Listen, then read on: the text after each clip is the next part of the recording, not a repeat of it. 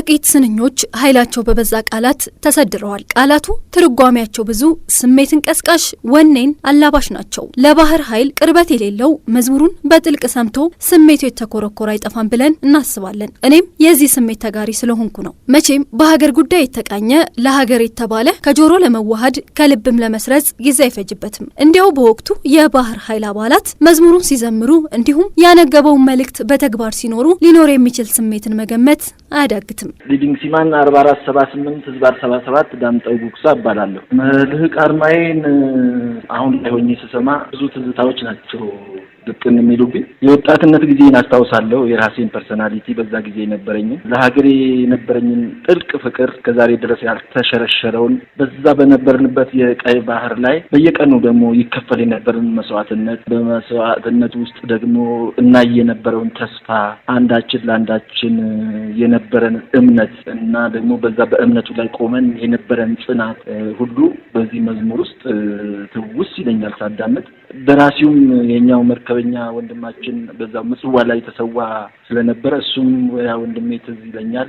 ብዙ ትዝታዎች ናቸው። አሁን እኔ ሰራተኛ ነኝ አንድ መስሪያ ቤት። ኮምፒውተር ላይ መጥተሽ መጀመሪያ በትከፍቺ ጧት በቃ አዳምጣለሁ። ስንቅ ይሆነኛል። እሱ ነው የምንቃቀው።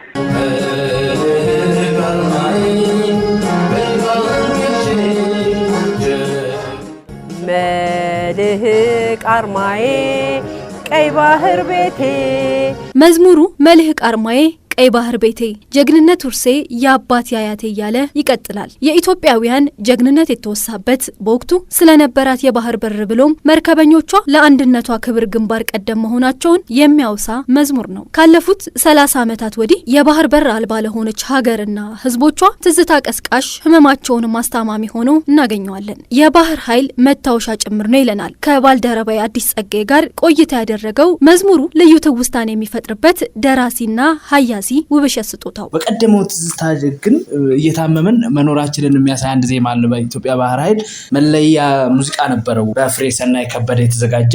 የኢትዮጵያን ባህር ኃይል ያስመልክቶ የተዘፈነውን ዜማ ስንሰማ ውስጣችንን በሐዘን በትካዜ አሁን ደግሞ በቁጭት ተነስተን የባህር በር ባለቤትነት ይገባናል የምንልበት ታይም ላይ መድረሳችን እጅግ አስፈላጊ ነውና ቀይ ባህር ነው ቤቴ። ቀይ ባህር የኛ አንዱ መገለጫችን የኛነታችን መታወሻችን የምንታወቅበት የነበረ ነው። የኢትዮጵያውያን የባህር በር ጥያቄ ሲነሳ መዝሙሩ ጥያቄውን አጠናካሪ ቁጭትን ጫሪ ሆኖ እናገኘዋለን። በእርግጥ መዝሙሩ ታሪክን ያልዘነጋ ምን ያህል ጀግኖች ለሀገራቸው ሲሉ እንደተዋደቁ የሚያወሳ ነው። ጠንካራ መሰረት ዝናንም ተቀዳጅቶ የነበረው የባህር ኃይል አሻራም በጀግኖች አባላቱ ታሪክ ላይ ዘነጋው የኖረ የሚኖርም ነው። ተቃርኖን የሚያሳይ ነው ዘፈኑ። ማለት ይሄን ማሰብ ትክክል መሆኑን እንጂ አለማሰባችን ልክ እንዳልሆነን ቢኮዝ አባቶቻችን ለዛ ወደብ ተዋድቀዋል። ደማቸውን አፍሰው አጥንታቸውን ከስክሰው ለዚች ሀገር ያቆዩ የሰራዊት አባላት አሏት። በባህር ኃይል ደረጃ ስመ ገናና የነበረ ኢትዮጵያ ባህር ኃይል ገናና ስም የነበረው ነው። የዛን ታሪክ ነው አሁን እንግዲህ መልሰን ፍለጋ ውስጥ የገባ ነው። ያ ደግሞ ተገቢነቱም ወቅታዊም ነው ሀገራዊም ነው የጋራ ጉዳያችንም ነው። ወዲህ ደግሞ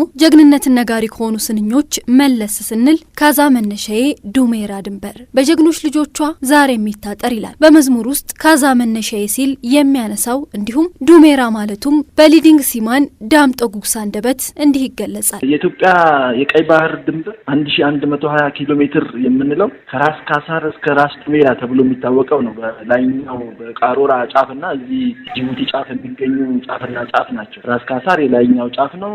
ራስ ዱሜራ ደግሞ እዚህ ታችኛው ጫፍ ነው እና ከራስ ዱሜራ እስከ ራስ ካሳር ነበረ የኢትዮጵያ የቀይ ባህር ግዛትና ይሄ ክልል 1100 ኪሎ ሜትር እኛ የቀድሞ የኢትዮጵያ ባህር ኃይል አባላት ከመርከቦቻችን ከሙሉ ወታደራዊ ቁመናችን ስንጠብቀውና ከጠላት ስንከላከለው ነው የኖርነው። ያንን ነው ለማውሳት የሞከረው።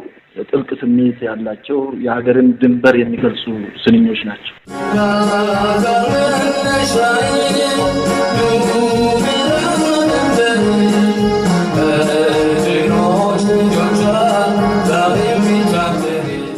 ታሪክን የኋሊት ነጋሪ መልህቅ አርማዬ የተሰኘው የባህር ኃይል መዝሙር ከመዘመር ባሻገር ትናንትን በዛሬ መነጽር እያየን መጪውን የኢትዮጵያን የባህር በር ፍላጎት ለማሳካት ስንቅ የሚሆነን ነው ይለናል ደራሲና ሀያሲ ውብሸት ስጦታው። አሁን ሁኔታውን ዝም ብለን ካስተዋል ነው እንድንቆጭ የሚያደርግ በዜማ ደረጃ ቀርጾ የሚጠቀም የነበረ ሰራዊት ያላት ሀገር ዛሬ ከባህር በር ውጪ ሆና በምናስተውልበት ጊዜ የሆነ ቁጭት የሆነ ህመም የሚፈጥር ነገር አለውና እነዚህ ዜማዎችም ተረስተዋል፣ ከሰው አእምሮም ወጥተዋል እና ይሄ የኢትዮጵያ ባህር ኃይልን መዝሙር ካደመጥ ነው ብዙ ልብ ኮርኳሪ ስንኞች ውስጥ አሉ።